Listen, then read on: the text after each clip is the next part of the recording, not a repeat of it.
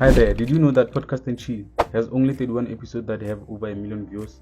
Well, in this video, we're going to single out the top 10 best performing episodes on the podcast. Okay, now cause that's out of the way.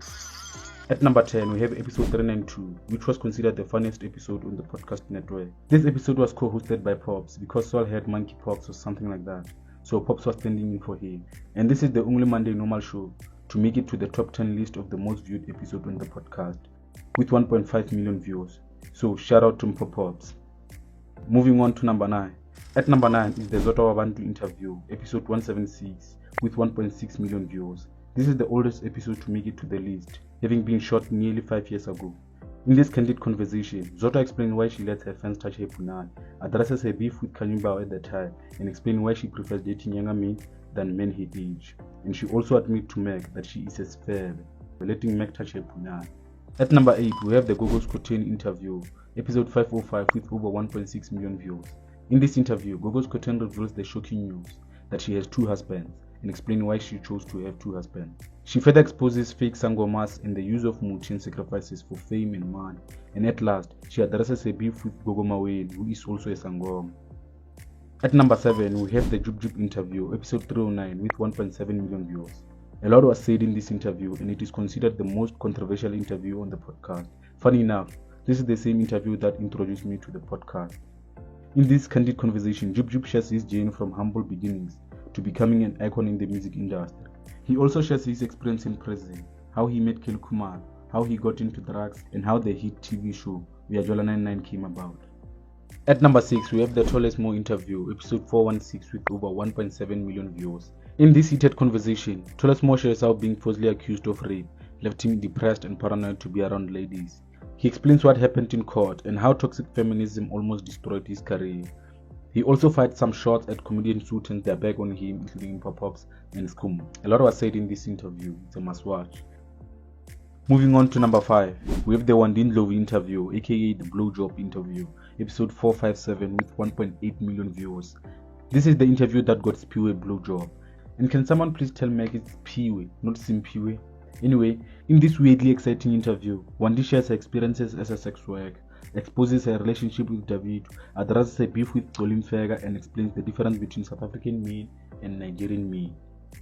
At number 4, we have the Julius Malema interview, episode 371, with 2.8 million views. In this interview, Julius Malema opens up about his childhood, family, and politics. He spoke about the role of government in communities and corruption, why he was expelled from the ANC Youth League, and why he started the EFF and how the EFF raised funds. CIC also shared how he first met icons like Peter Mgaba and New Mandela. Fun.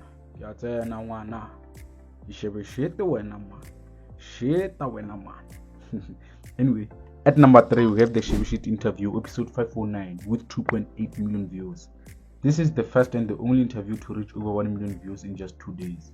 In this exciting interview, Shebeshxt opens up about his childhood experiences as a gangster, losing most of his friends to gangsterism and life in prison, discusses his rise to fame and addresses criticism around his online persona and behavior.